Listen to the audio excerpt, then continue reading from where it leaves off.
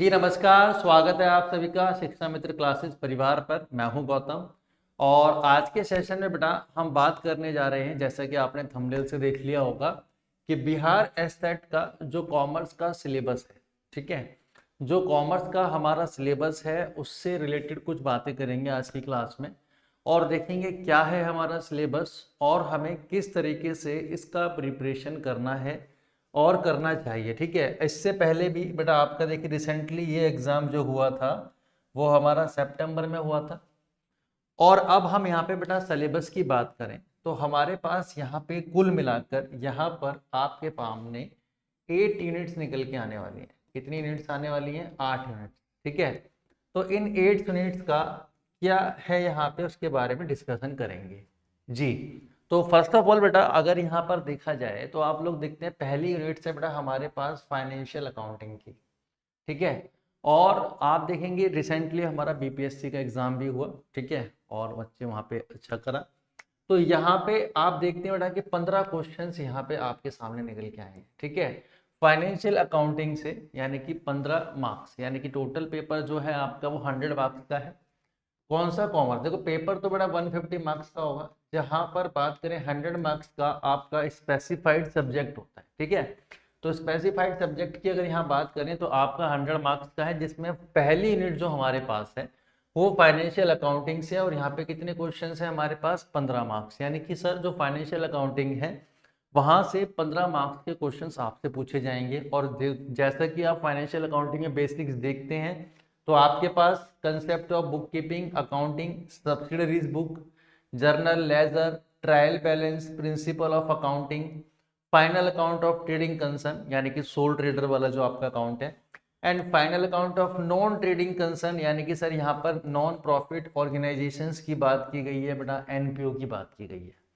तो देखा जाए तो बेसिक्स जो हमारा पार्ट था, जैसा कि हमने बीपीएससी में पढ़ा, सेम वही चीज यहाँ पे है क्या? फाइनेंशियल अकाउंटिंग के अंदर, कि सर फर्स्ट पार्ट में 15 क्वेश्चंस यहाँ से पूछे जाएंगे। इसके साथ साथ इस यूनिट के अंदर अभी खत्म नहीं हुआ है, इस यूनिट में आप देखेंगे तो आपको सिंगल एंट्री सिस्टम, ठीक है, एडिशनली बात की जाए तो एडिशनल आप देखेंगे hire purchase system, instalment purchase system, dissolution of partnership firm. Dissolution of partnership firm दो तरीके से, इन केस ऑफ इंसॉल्वेंसी और इन केस ऑफ सोल्वेंसी, दोनों की बात कर रहे हैं।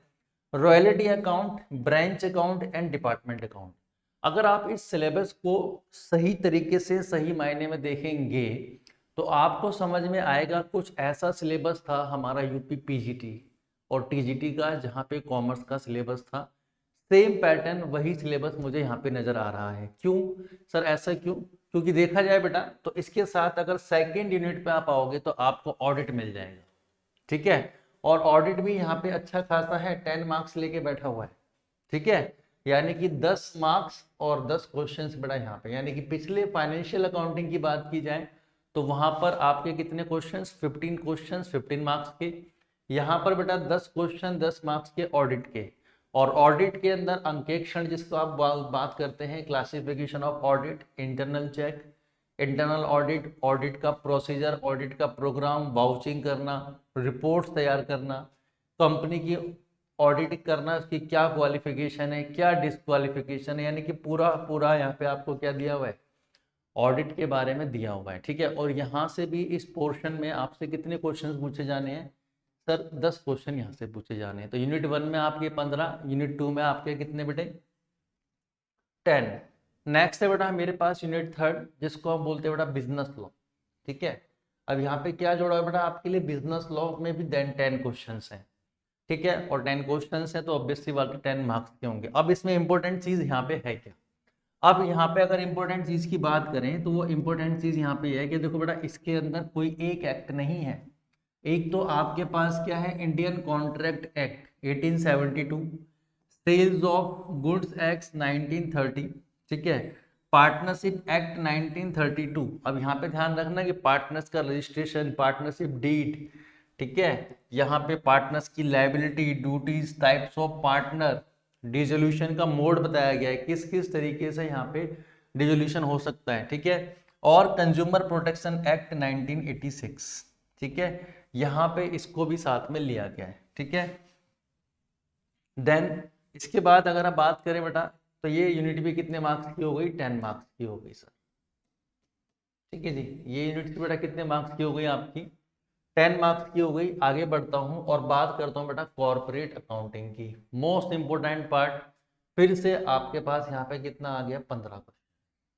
फिर से यहाँ पे कितने क्वेश्चंस आ गए, 15 क्वेश्चंस। और जैसा कि आप देखेंगे, share capital, debentures, reissue, forfeit share, preference debenture shares, final account as per companies act 2013। अब जो आपने बीपीएससी में तैयारी करी थी ना, उससे एडिशनल चीजें यहाँ पे क्या नजर आ रही हैं आपको, कि एडिशनल चीजें बड़ा ये नजर आ रही है, amalgamation of company, internal reconstruction, accounting for banking company, accounting for insurance company, और अकाउंटिंग फॉर डेप्रिसिएशन। ठीक है, अब ये क्या हुआ होगा कि अकाउंटिंग फॉर डेप्रिसिएशन इनको कहाँ डालना चाहिए था, फाइनेंशियल अकाउंटिंग में डालना चाहिए था। हाल बेहाल कोई बात नहीं, यहाँ पे हम पढ़ लेंगे, कोई दिक्कत नहीं। तो कॉर्पोरेट अकाउंटिंग भी बेटा 15 मार्क्स की लेके आपके पास यहाँ पे नजर आती है। ठीक है, तो यहाँ पर 15 मार्क्स, ये तो आपने पीछे रिसेंटली बहुत तरीके से पढ़ा, पिछला एडिशनल यहाँ पे ये चीजें भी निकल के आएंगी। ओके, इसके साथ बेटा बात करें यूनिट 5 की, फिर दोबारा से आपको कॉस्ट अकाउंटिंग, यानी अकाउंटिंग का एक बहुत बड़ा रोल इस एग्जाम में आपको नजर आने वाला है। और ये यहाँ पे भी 10 मार्क्स को लेके आया। पीछे आपने देखा 15 मार्क्स कॉर्पोरेट, 15 मार्क्स फाइनेंशियल, और 10 मार्क्स आपके अब यहाँ पे कौन देगा, कॉस्ट अकाउंटिंग देगा। तो meaning objective of cost accounting क्या है, relationship between financial accounting and management accounting, methods of costing, element of costing के part, pricing, material issue from store, classification, objection of overhead, allocate कैसे करेंगे, cost unit costing, जहाँ पे आप क्या करते हैं, पूरी कॉस्ट शीट की तैयारी करते हैं। ठीक है, साथ में जॉब कॉस्टिंग, प्रोसेस और कॉन्ट्रैक्ट कॉस्टिंग। और कॉन्ट्रैक्ट कॉस्टिंग बड़ा इंपॉर्टेंट पार्ट होगा।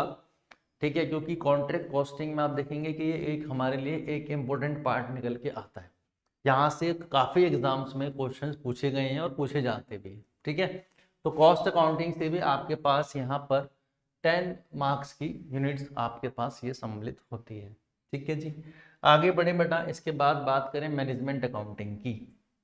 ठीक है, तो मैनेजमेंट अकाउंटिंग के भी यहाँ पे आपके पास कितने क्वेश्चंस हैं सर, 15 क्वेश्चंस। और ये भी मुझे कितने मार्क्स देंगे सर, 15 मार्क्स देंगे। ठीक है जी, इतनी बात क्लियर हुई। हाँ जी सर।